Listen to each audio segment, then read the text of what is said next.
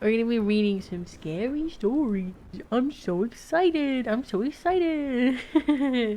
Alright, I tried my best to not really read them like prior.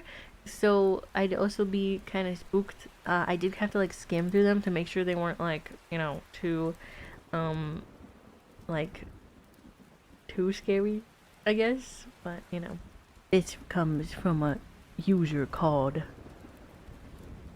Pansy K. Am I the asshole? Just kidding. Alright, no, for realsies, let's be serious, guys. Okay, let's be serious. No laughing. Should have read the reviews. This is a cautionary tale, I believe. Okay? Remember to always read the reviews before you buy something. Yay. Yay. Why did you say it like that? Yay. Okay. I should have read the reviews. My girlfriend. Okay, this is already not believable. Girlfriend. All right, bro. Come on. Just kidding. My girlfriend moved out 3 weeks ago. My cat, Ruck, was really close to her, and now that she's gone, I can tell she's a bit lonely. Oh, the cat is a boy. Especially when I'm at work. I came home a few times to my curtains ripped up, or all the toilet paper in shreds. The last straw was when I came home after working late to find he clawed a hole the size of a dinner plate into the side of the sofa. Woo! I had to do something. I tried different toys, even a little bit of that catnip, but nothing worked. One night, while browsing Amazon, I saw a pet camera. It's a tiny camera that records your pet on a live feed so you can monitor their behavior while you're away. It even has an audio function so you can talk to them, not an uncommon thing that we see nowadays. Sounded silly, but hey, I love my furry dude, so I bought it. I got overnight shipping and installed it immediately. This was 6 years ago? They didn't have oh, it was 5 years ago. Wait, whatever. I got overnight shipping and installed it immediately. I decided to set it up in my bedroom as that was where Rook was the most. My first day at work, and I think I checked the camera 30 times, as you should. When I spoke into the camera, Rook seemed to be happier, and I noticed there was no destruction around the house either. By day 4, I figured I'd solved the problem with Rook. That leads me to right now. About 30 minutes ago, I climbed into bed with Rook, ready to close my eyes, when my phone buzzed. Meow. Meow. A notification from the pet cam. I almost ignored it. Sure, I'd triggered the thing, but I opened it anyway. What I saw made my my toes grip. What I saw made my grip tighten on the phone. Instead of a video of myself in bed, I saw a man. Tall, gangly, with pale skin and large eyes. He was moving in my room with exaggerated steps, like a sneaking cartoon character. He got right up to the lens, so close I could almost smell his rotten breath, and he smiled. I immediately paused the video, terrified. I looked at the spot where the man should have been standing, but there was no one there. I went into Amazon and found the pet cam, read the reviews hoping for some weird glitch. It had to be a joke, right? The first dozen reviews were pretty standard, but it was the last that caused me to bolt upright.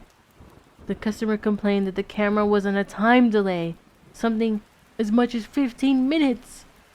I went back to the video and pressed play with shaky hands. I watched in horror as the man slithered under my bed, giving the camera a wink before disappearing in the darkness. Then I saw myself enter the room and climb in bed before the video ended.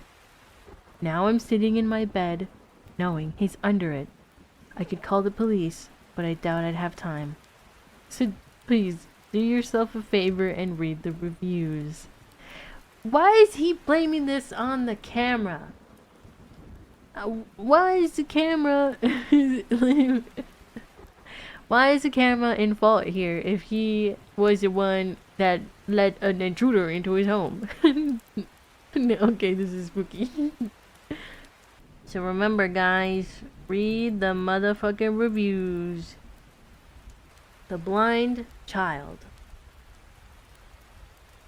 Stabbing. Sylvia pointed a trembling finger at her brother Arthur. Her milky, unseeing eyes gleamed in his direction, and his wife Agnes trembled with indignation from across the table.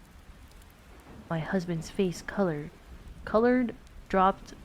What is this? 2 weeks later, Agnes was stabbed to death in her office parking lot. An inebriated college student found her, almost vomited all over her, and called the cops. My brother swore that he bore no ill will against my daughter, but I could tell he was lying. One day, the middle-aged woman who taught our daughter how to read, Braille, called me. "Ma'am, I don't know what's going on, but your daughter's been whispering, 'Electrocution, electrocution,' for the past half hour, and it's starting to distract her from her lessons. Could you please talk to her?" I did.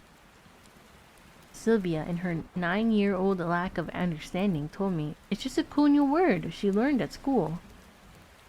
The death of an electrician made headlines the following week. It was a freak accident involving tangled wires and a bucket of water. Sylvia's face was blurred for privacy, but her voice was as familiar as anything to me. Or her teacher. I can't read.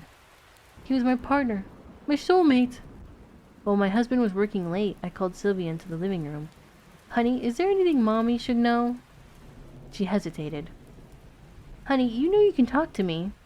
She denied it once more. "I have no secrets for you, Mommy." My husband walked into the living room with his hair tousled and his eyes distant. Instead of rushing to hug her dad, Sylvia simply turned towards him. "Fire," she said. Ooh. My heart stopped. Every time Sylvia had said something like that, it was the person's partner who died. And of that reason, a fire? Was Sylvia merely making predictions, or was she putting a curse on me for snooping in on her business? Why, this devil child... Oh my gosh. She's calling... Oh my gosh. She's turning against her own child. My husband came home one night. Wounded. Oh no. Hold up. I skipped a couple, because it's going down. Hold up. I grew paranoid. Checked the appliances and electronics constantly, and cleared the house of any fire hazards. Or so she thought. That was my life over the next few days. All the while, I kept my eyes on Sylvia. Sylvia. I had grown almost hateful towards my own daughter. My husband came home one night, wounded and blackened with soot, while I sat in the living room and Sylvia listened to the radio beside me. "What's the matter?" I asked. He gulped. "One of my colleagues.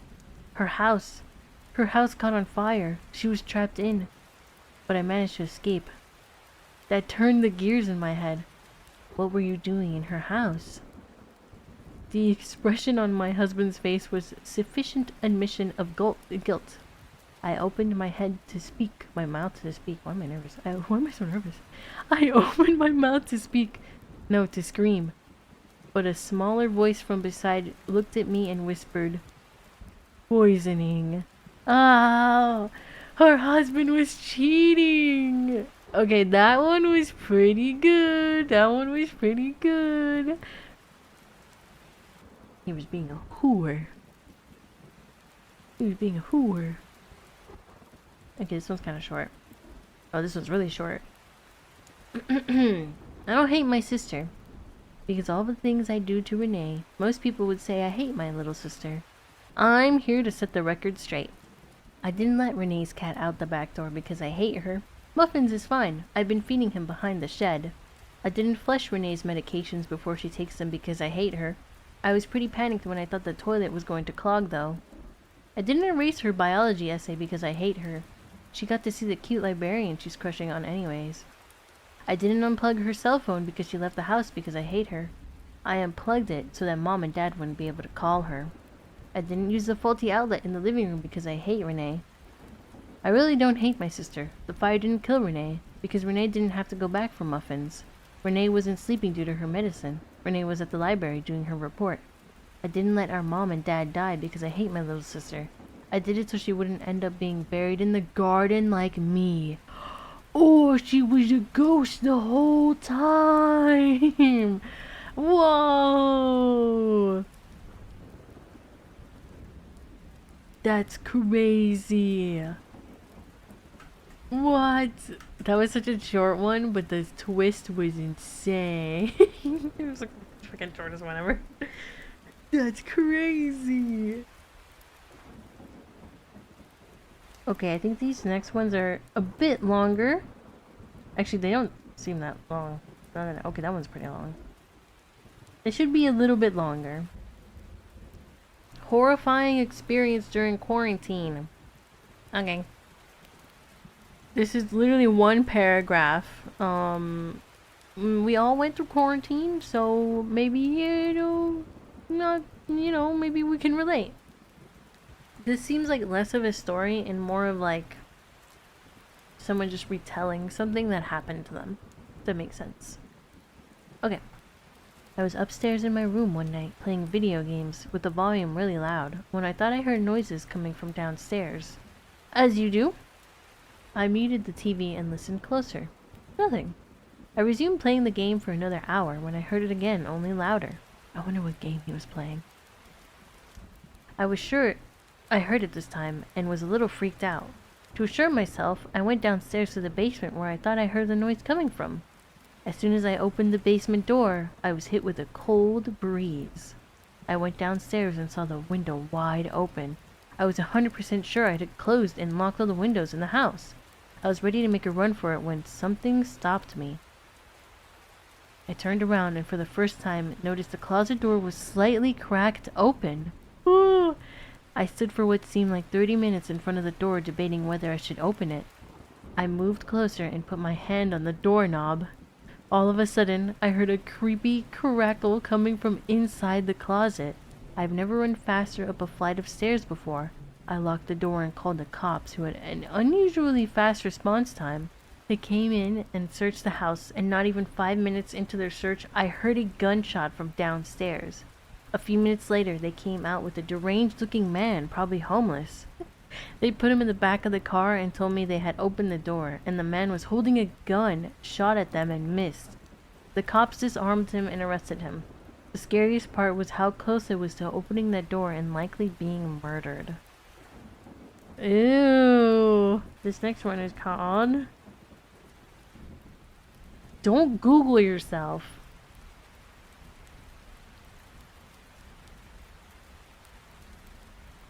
Of course, don't Google yourself. Oh, this one is a little bit longer. Okay, don't Google yourself. Don't Google yourself. Why? Because you may not like what you find.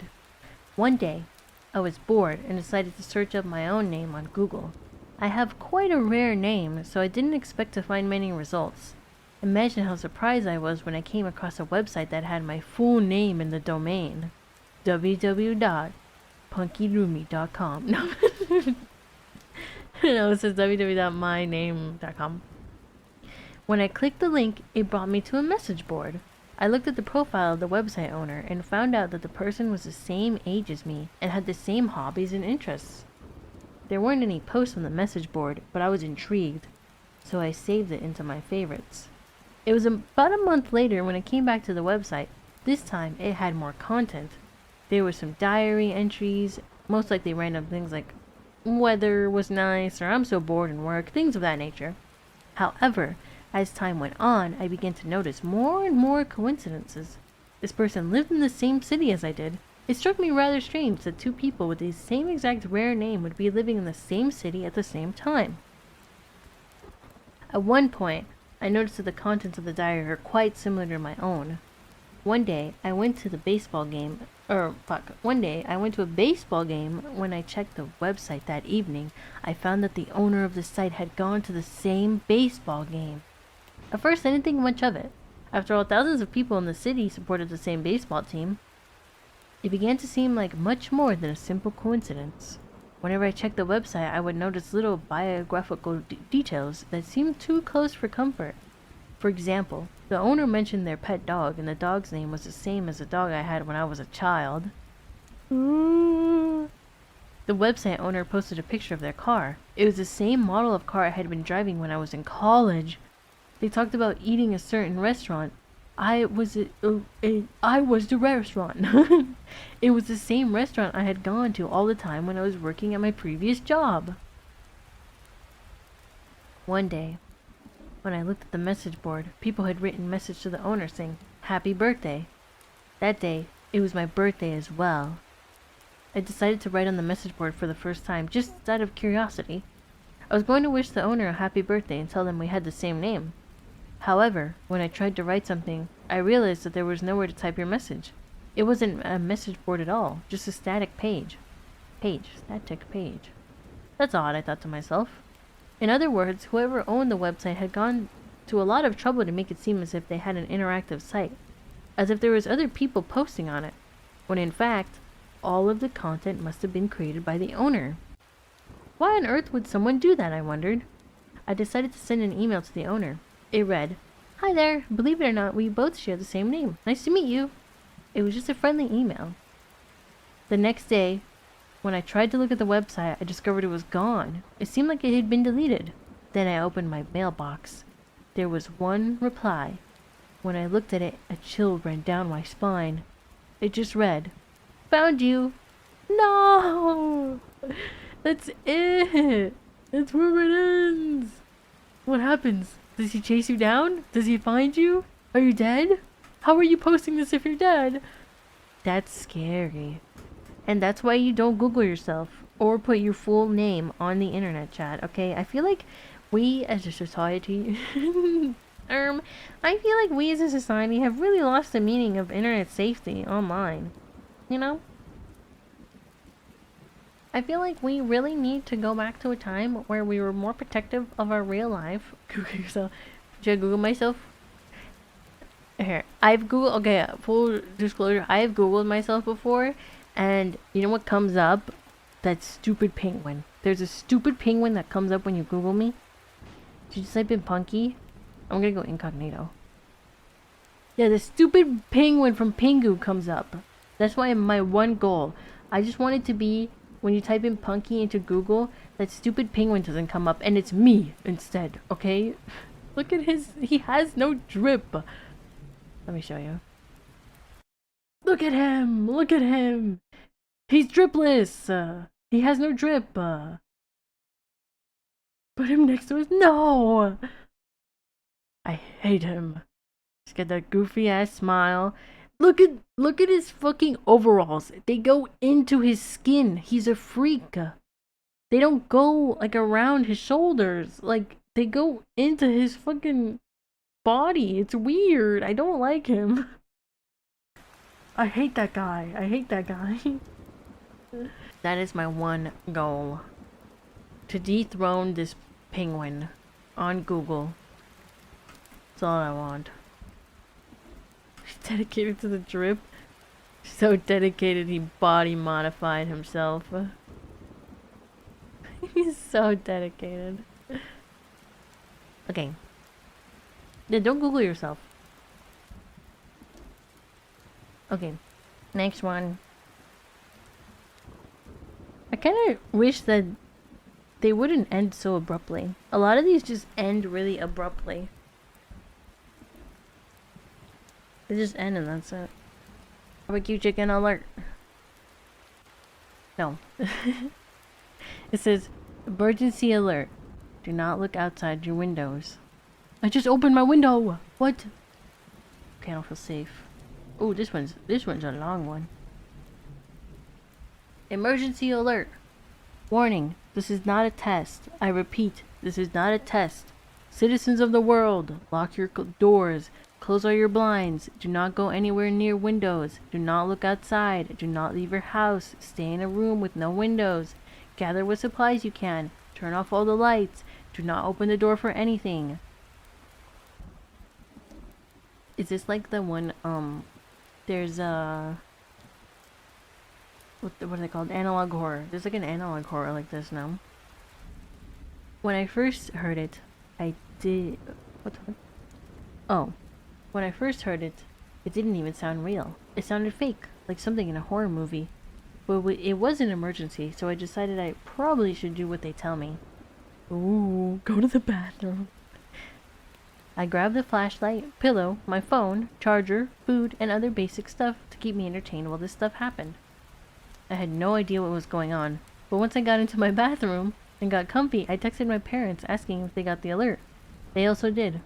They said citizens of the world. Did they actually broadcast to the world? I asked myself. So I texted an internet friend that lives across the world, and they said they got it too. Same exact message. And to be honest, it's kind of scary. They tell you what to do, but not what's going on, and people are scared of that. 20 minutes later. 20 minutes later. Emergency alert. This is not a test. I repeat, this is not a test. Unknown creatures have been knocking on people's doors and been killing people that open the door. There are 5 major hotspots: Washington, D.C., Tokyo, Toronto, Moscow, and London. Notice how they didn't say the moon. They've been located all around, but it seems as though they are attacking those first. This is an invasion. Stay in your rooms. Do not open any doors. Do not look outside. They can kill you instantly with just a look. May God help us all. Emergency nuke sirens are going off. Tornado sirens are going off. What is going on? Is this a prank? How can an invasion be real? Are aliens real? How can I comprehend that? I heed car... Oh no, this is heed, but I think it's heard. I hear car alarms going off. Car alarms. Am I okay? I hear car alarms going off. I hear things being destroyed. They are here. They are killing. It sounds like a war zone out there, but without any guns. What can the government do? Just shoot them? But they would die looking at them. There's no possible way we could ever survive this. We are going to die. I text my parents, but no answer. I text my brother and sister. No answer. I start to panic now. What if my family's all gone? And all I can do is listen to other people's family get murdered. The nuke sirens have started again, and they probably are very loud, shaking my whole apartment. I wonder what the other people in my building are thinking. Probably like me. This is it. This is the end of the world. Everyone on this planet will die. I hear a knock on my door. I don't answer it. I hear someone screaming for me to open it. I mean, it sounded human. Should I open it? No, that would be stupid. Emergency alert. Barbecue chicken alert. Emergency alert. This is not a test. I repeat, this is not a test. The extraterrestrial are attacking every major city in the world. There is a lot of them. We have not found out what they want. Stay inside. Millions if not billions are dead. Stay inside. It's as if the government had given up now. There's no way to fight, and these messages are less helpful each time. If billions are dying, then I don't know how we can survive this. I mean, I have so far, but it doesn't sound like for long. I hear buildings being destroyed. I hear cars being destroyed. My building has been hit a few times. I hear my world crumble around me. At this point, there's no reason to hope anymore. There's so many dying, and there's so much chaos, they will get everyone.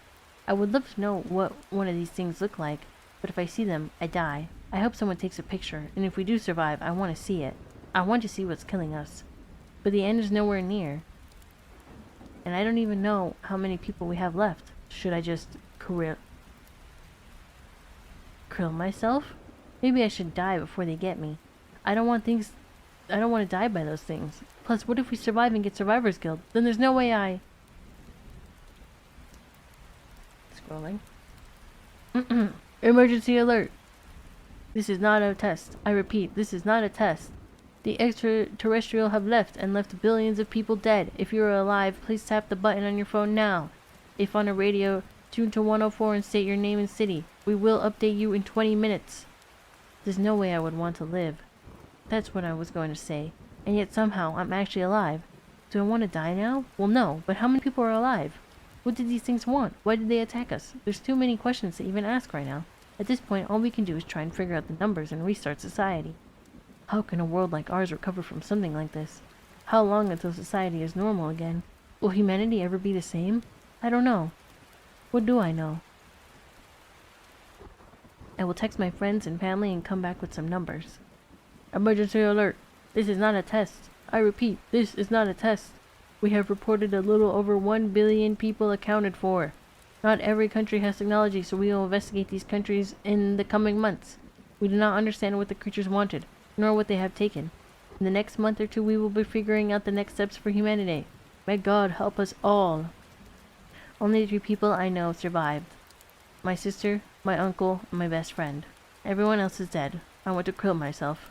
But at the same time, humanity needs me. We need each other to continue human life. Only time will tell what to do next, if there is anything next. Edit. It's 2 weeks later. The guilt is too much. I'm a fucking coward. Goodbye. This is my first short story. Nothing amazing, but hopefully it's a good read. Yeah, that one was pretty scary. That's actually kind of fucked.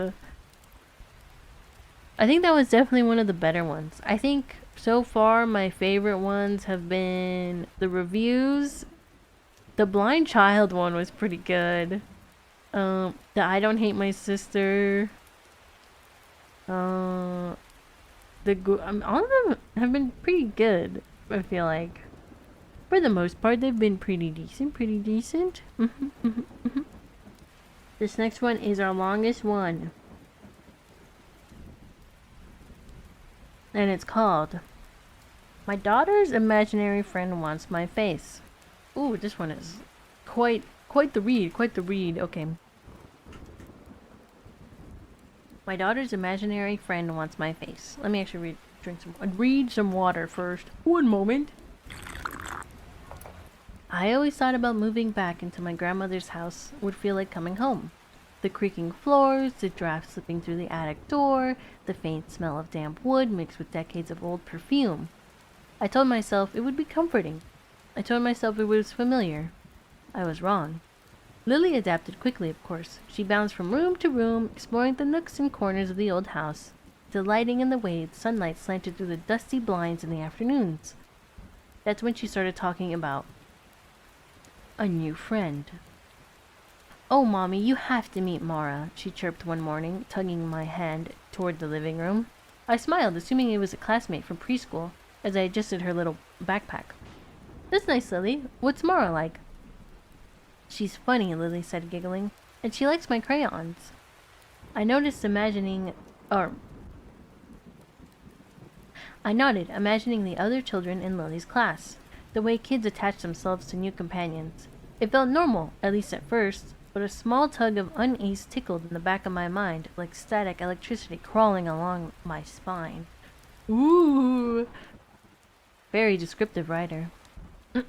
That night, after tucking her in and kissing her forehead, I went to the kitchen to wash the dishes. I was rinsing a plate when I heard her voice again, low and urgent. "Mara likes you. She likes it over here." I froze, glancing around the empty living room. Lily wasn't there. She was in her room upstairs. "Lily?" I called softly. No response. I pressed my forehead to the counter, pretending everything was normal, but I could feel my heart pound through my chest. The hairs on the back of my neck prickled. Shadows pooled in the corners, thick and heavy, as if waiting. Later that night, I awoke and found Lily sitting cross-legged on her bedroom floor, whispering to the air. Fuck no. Fuck no. If I wake up and my kid is sitting in the middle of their bedroom floor, just la la la la la la. I'm leaving. Words I didn't understand. Sentences that didn't make sense. "We have to wait." "You want to be real?" I pressed closer to the doorway, heart hammering. That wasn't a preschool friend. Mara didn't exist, not in any way I could see, touch, or understand.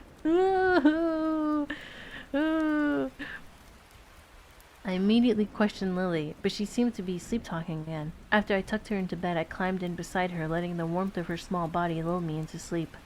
The next morning, Lily was coloring at the kitchen table, oblivious to the tight grip on the edge of the counter. "Mommy," she said suddenly, voice soft and serious, "Mara wants your face." I stopped what I was doing. The fork in my hand clattered onto the table. The words didn't sound like a child's joke. There was no trace of humor, no hesitation, no playful grin, just certainty. I blinked, stunned. My mouth opened, closed, opened again. No more jokes, I told myself, heart thundering. Lily tilted her head and smiled faintly, unaware of the tension twisting the air around us. "She says it'll make her feel real." I wanted to laugh. I wanted to shake her. I wanted to tell her that Mara was imaginary, that this was a sick joke of a game. But the chill crawling along my spine told me it wasn't. This wasn't a game. After a few nights of catching Lily whispering to herself, I couldn't shake the unease. I decided to take her to a child therapist, hoping for some rational explanation. What was that? Oh! Oh! Is the AC turning on? Oh! Let me close my window, fuck this!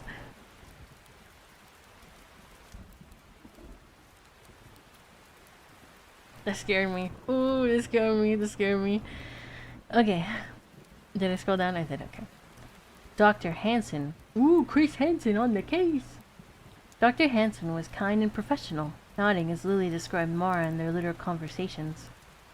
After listening carefully, she smiled reassuringly at me. Imaginary friends are completely normal at this age, she said. They're a healthy part of creativity and emotional growth. There's nothing unnatural here, and nothing to worry about. I left the office leaving a little lighter, clutching Lily's hand.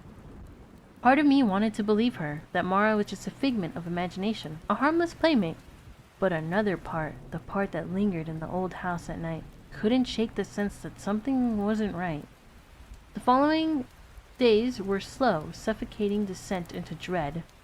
Shadows seemed to stretch. Okay, I can still hear the AC. Hold up. Let me actually close it properly.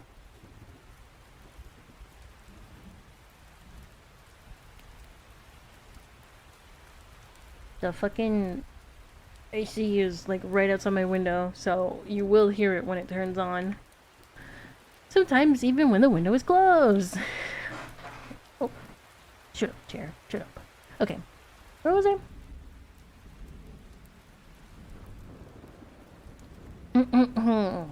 Allow me. Shadows seemed to stretch longer than they should, crawling across the walls at angles that defied the sunlight spilling through the blinds. The house responded to our presence. Footsteps echoed when no one was there. Drawers creaked, then slammed shut. Lily became increasingly confident in her conversations with Mara. She likes this, she would say, arranging her toys in precise formations, and she says she'll help her next.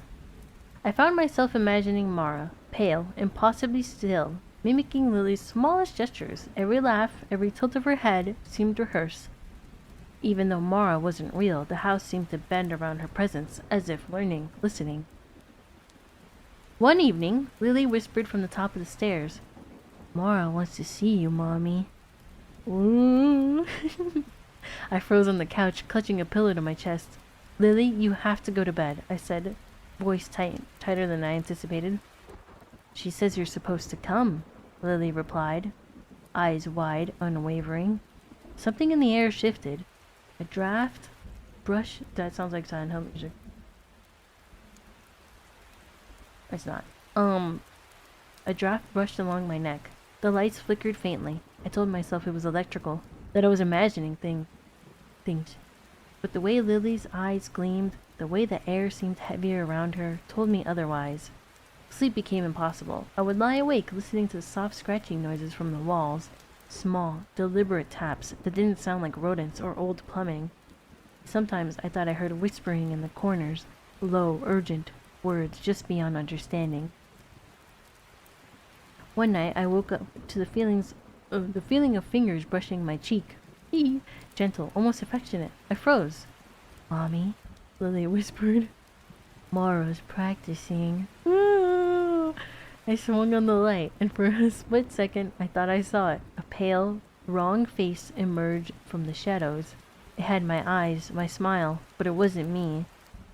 I screamed, and I heard Lily giggle, her small, high-pitched laugh sending chills down my spine. The next day, I searched for new homes. I even went on asking around town about the paranormal. Why did it take you this long to look for new homes? Why? I would have...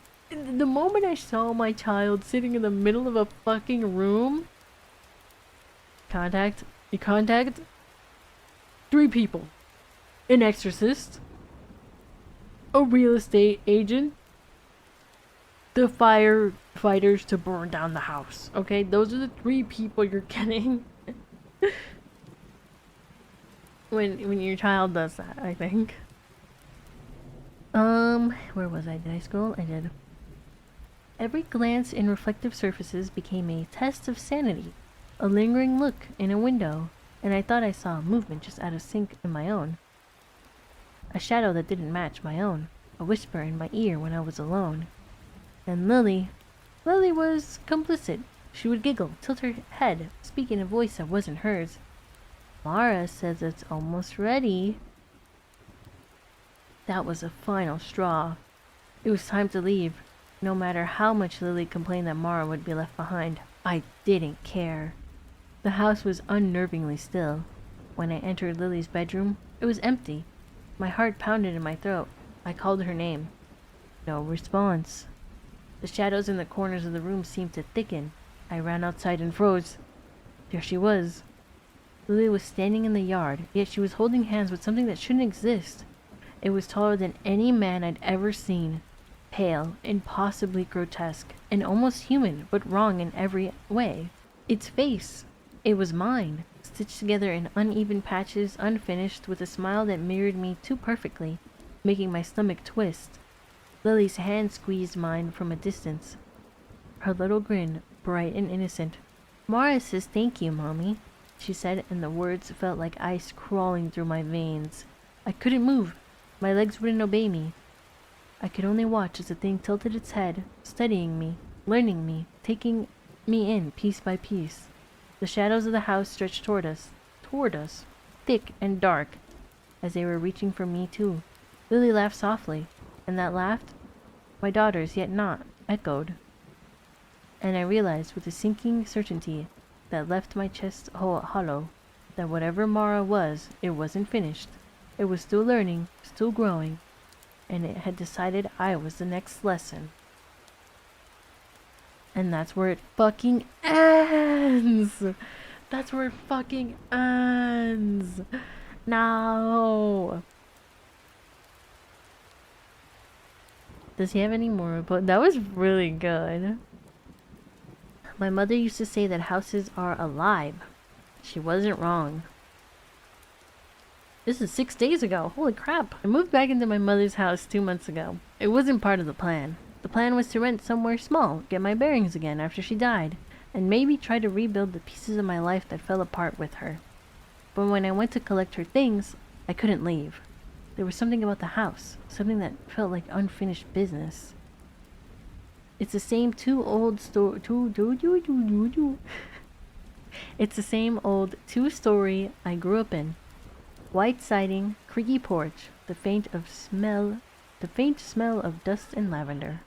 My mother loved that smell. She said it calmed the house down. Even as a kid, though, I never felt calm here. I used to tell her the walls made noises when I was alone. Little groans, sighs, a kind of hum when I cried. She'd laugh and say, "Old houses settle, Clara." I said her name incorrectly. I don't even know the name of my own child. They creak because they're alive in their own way. I thought she meant metaphorically.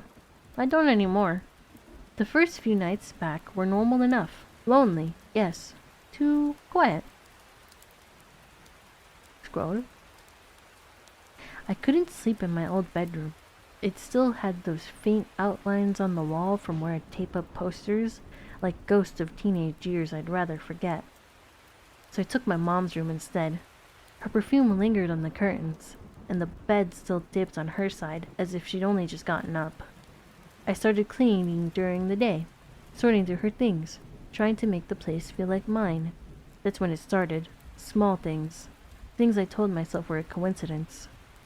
One afternoon, I caught myself thinking, this dresser would look much better by the window. The next morning, it was. I laughed it off, assuming I'd moved and forgotten. Then, it happened again. I was reaching for the hallway light switch, but the switch wasn't there. Instead, it was on the other wall, right where my hand had hesitated a moment before. My stomach dropped, like missing a step on the stairs. I told myself I was misremembering. That grief makes people fuzzy. That night, I walked through the house, taking pictures of the layout, of where everything was, so I could prove to myself that it wasn't moving. The next day, the photos didn't match. Oh, what do you mean? What do you mean? What do you mean? What do you mean? It wasn't dramatic, not at first. The door is an inch off, stair count one higher, the kitchen window slightly taller. I thought maybe I was going insane, you know what I'm saying? I even scheduled an appointment with the therapist. But then, the house started helping me. This is just like... Pause, pause, pause, pause, pause. This is just like an evil version of that one movie that Disney made. What was it called? With the house. Encanto.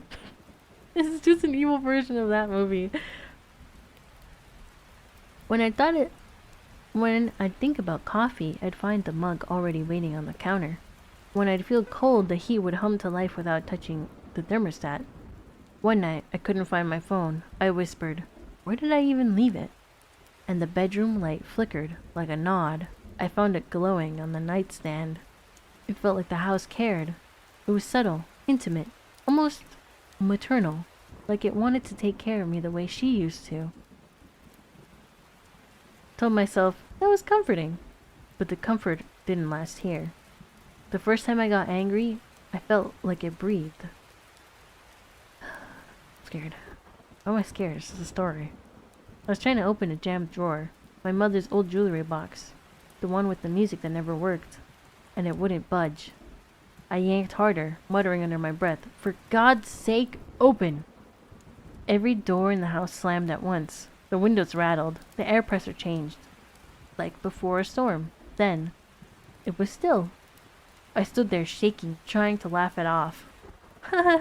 Old houses, am I right, guys? I whispered. But I could feel something watching me. Not from a corner or a doorway, but from the walls themselves. After that, I started testing it. When I felt sad, the lights dimmed. When I panicked, the hallway stretched. I swear to you, it elongated, the end of it sliding further away as I ran. When I calmed down, it shrank.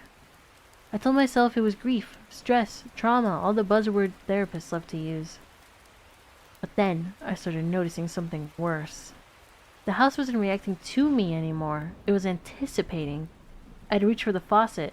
It would turn before my fingers touched it. I'd think about checking the mail, and hear the front door unlatch on its own. I'd dream about my mother, and wake up to find her perfume thick in the air, as if she'd been standing right over me. The final straw was the basement. Oh God, it's always a basement, it's always a basement. I always hated that basement. As a kid, I refused to go down there. My mother kept the door locked most of the time anyway. Said it was for storage, though I don't remember her storing anything. Last week, I was sitting in the living room when I heard something moving beneath the floorboards. Slow, deliberate, like someone dragging furniture. Then I froze. Then I heard a whisper. "Come see what I made for you." It was my mother's voice. I wanted to run, but the hallway had already shifted. The door was gone. Only one door remained open. The basement. I don't remember walking down the stairs. Just remember the smell. Wet earth, lavender, and something metallic underneath. The basement was larger than it should have been. The floor sloped downward, the walls bending in impossible curves. The wallpaper from upstairs bled into concrete, as though the house was growing downward. At the center was a new door, one I'd never seen. It was painted white, but wet, like the paint hadn't dried. I touched it, and the door breathed. Why is the door breathing? Why are we breathing? Why are doors breathing? The wood expanded against my palm, warm and pulsing. I stepped back, trembling. The whisper came again, closer this time. "You've been thinking so loudly. We only wanted to help." I screamed and ran back up the stairs. But they wouldn't end. The steps kept repeating, looping like an optical illusion. The house was flooding in on itself, reconfiguring. Every thought I had become a direction. "Don't close in." The ceiling lowered. "Don't lock me in." The door vanished. "Stop, stop, stop." The walls pulsed harder, almost shuddering. I blacked out. When I woke up, I was in my bed. Morning light flickering through the curtains. Everything normal again. The furniture in its place. For a while, I convinced myself it was a nightmare. Till I saw a note on my dresser. My mother's handwriting. "Don't leave again. The house gets lonely." The note was written on the wallpaper that matched the basement. "I've tried leaving. I've tried. Every time I pack my bags, something goes wrong. The tires deflate, the front door locks itself, my phone refuses to dial anyone but Mom, and she answers. Sometimes I hear her humming through the vents at night. Sometimes I smell that lavender perfume and the walls ripple softly, as if pleased. I think the house is keeping me safe. No, I think it's keeping me. Because last night I dreamt of that white door again. I could hear breathing on the other side, slow, steady, in sync with mine. When I woke up, there was a new door in the hallway. This one red, wet, waiting. I think it wants me... I think it wants to make me part of it. Maybe that's what happened to her. Maybe that's why the house always feels alive. If anyone reading this knows anything about old homes, foundations that shift, blueprints that don't stay consistent, please tell me if this is possible. Tell me there is a reason. Because I looked at property records, and this house has stood here since 1913. It's been sold 16 times. Every owner leased as deceased on property. But there's one detail that makes my skin crawl. Each record lists a different floor plan, and the most recent one, the one dated this year, has a new room added. A bedroom. With my name on it. And that's where it ends. Okay, I got one more. I got this one. I closed this one, but it was in my folder. One last one. One last spooky game story. It is called My Brother Didn't Leave His Room for 3 days. My parents wouldn't let me check on him. My brother didn't leave his room for 3 days. My parents wouldn't let me check on him. Interesting. On the third night, Jacob didn't come out of his room. I got the courage to bring it up to Mom. People don't sleep for this long, I said. She was cooking a casserole, the 6th one this week. We were running out of fridge space for the leftovers, but she kept making more. I would watch her from the corner of the kitchen, her posture curved, and her newly grayed hair hanging over the food. I walked over and tugged at her sleeve, but she didn't respond. She was slathering butter on the top crust. Mom, do you hear me? He needs his strength, she said. We can't be bothering him. Before I could say anything, Dad walked in. His eyes were red and swollen, but he was smiling. He had 3 cans of Coke in his hands. I'm starving. I still have the taste of that horrible cafeteria food in my mouth. You think hospitals would have good food for how much money they make, Mom said. I know, right? Dad said. He placed the Cokes on the counter. Mom didn't want us to go near Jacob's room, but I was worried. I peered out from the kitchen. His room hung at the end of the hallway like an abandoned lighthouse, the only sign of life being the New York Yankees poster taped to his door. Near the ground, there was a small sliver of space to see if he had turned on his lights. Okay, don't know why that took me so long. It was still dark, as if it had been there for the last 3 days. As it had been for the last 3 days. I turned back to Mom. Shouldn't we check on him? I asked. I don't know why places like Wendy's or Burger King don't. Why there's so fucking oh, never mind. They're talking about the hospital. Yeah, let me stop asking questions. I don't know why places like Wendy's or Burger King don't put up little shops in hospital. Dad went on. I mean, you have hundreds of people who are stuck there for days on end. There's consistent business. It's all politics, Mom said. They signed these big contracts that are impossible to break. Right, that makes sense, right. Dad was standing next to Mom now, his face inches from the casserole. He took a long sniff. I can't do like a really long sniff. Insert really long sniff sound. Okay. He says, smells great. Do you want some of the leftovers while this finishes in the oven? She asked. I think we still have some from yesterday. Wasn't the spinach and ricotta one good? Very good. Very, very good, he said. I couldn't stop eating it. Then why is there fucking leftovers, huh? Jacob's gonna devour these when he gets the appetite, Mom said. Scrolling. I turned back and took a step into the hallway. The distance between me and his room felt long and narrow, like a high wire. When I got away from the casserole smell, I hit a different smell. It reminded me of old gym socks. Even with Mom's array of candles and incense, I still smelled it. It cut through everything. The last time I saw Jacob was on the drive home from his treatment.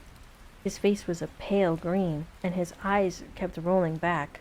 Mom said I had to keep talking to him to keep his focus. I told him about my friends from school and how they kept pranking the teacher by putting tacks on her chair. It wasn't true, but I was running out of material. It didn't matter though. Jacob didn't even respond. All he did was cough. Pink drool spilling onto his t-shirt. Danny, Mom said, why don't you heat up some of the leftovers? We're all craving that spinach and ricotta casserole. I can't stop thinking about it, Dad said. I was dreaming about it last night. I ignored them. I kept my focus on my brother's door. I didn't dream about casserole like Dad did. I kept having a different dream. My brother was running into my room and flicking my ear. It was a game we used to play. We would tiptoe up to each other's door, then wait for a moment. Then the attacker ran in and got 1 or 2 good flicks before retreating. In my dream, though, Jacob would run in and flick me, but I wouldn't move. I just stood there. He would flick and laugh, and then flick some more. Sometimes he would flick so hard my ear fell off. Earth to Danny, Dad said, snapping his fingers in my face. He was standing in front of me, blocking my view of Jacob's door. Do you mind heating up the 4 portions of casserole in case Jacobs wants some? We're gonna eat that before this next casserole because we want to make sure Jacob's able to try it. Because in my opinion, it was definitely one of your mom's best. I looked at him and held my eye contact. I couldn't say what I was thinking, so I wanted Dad to feel it. Maybe if I stared long enough, my feelings would translate. But Dad looked at me for only 1 moment, then away. In that brief connection, though, I saw something I didn't want to see. It was like staring down the tunnel, the world's deepest well. Come on now, he said. He grabbed my shoulders and turned me around. His voice got heavier.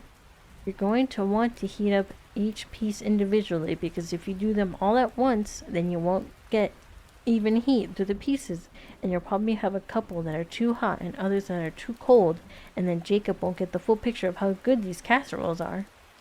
Dad let go of my shoulders and walked ahead of me, but I stayed in the hallway a moment longer. I turned to look at my brother's door one last time. I fantasized about walking up to it and going inside, but I was afraid Mom would yell at me.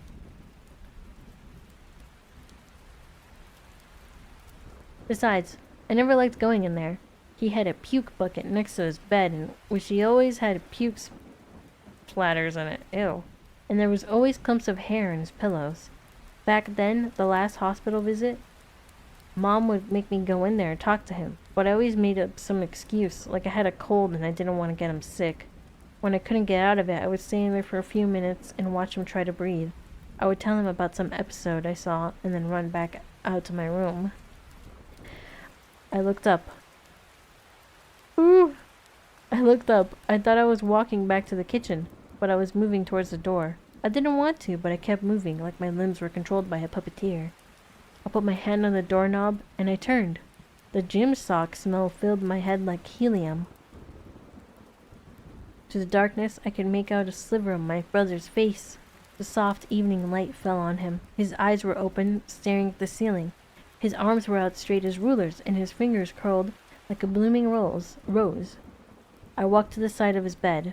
Red spit fell off of his lips like a frowning clown. I flicked his ear. It was hard. It was hard. Did I say that correctly? It was hard. Fucking damn it, dude. Why? Let's scroll. I walked out and closed the door behind me. As I walked back, it seemed to forget what the inside of his room looked like. With the door closed, it could be anything. Jacob could be doing jumping jacks, or reading comic books, or plotting his next ear flick attack. When I walked into the kitchen, I heated up 4 plates of spinach and ricotta casserole. When they were done, I wrapped Jacob's plate in aluminum foil and put it in the oven to keep it warm. Then Mom, Dad, and I sat in the dining room and ate in silence.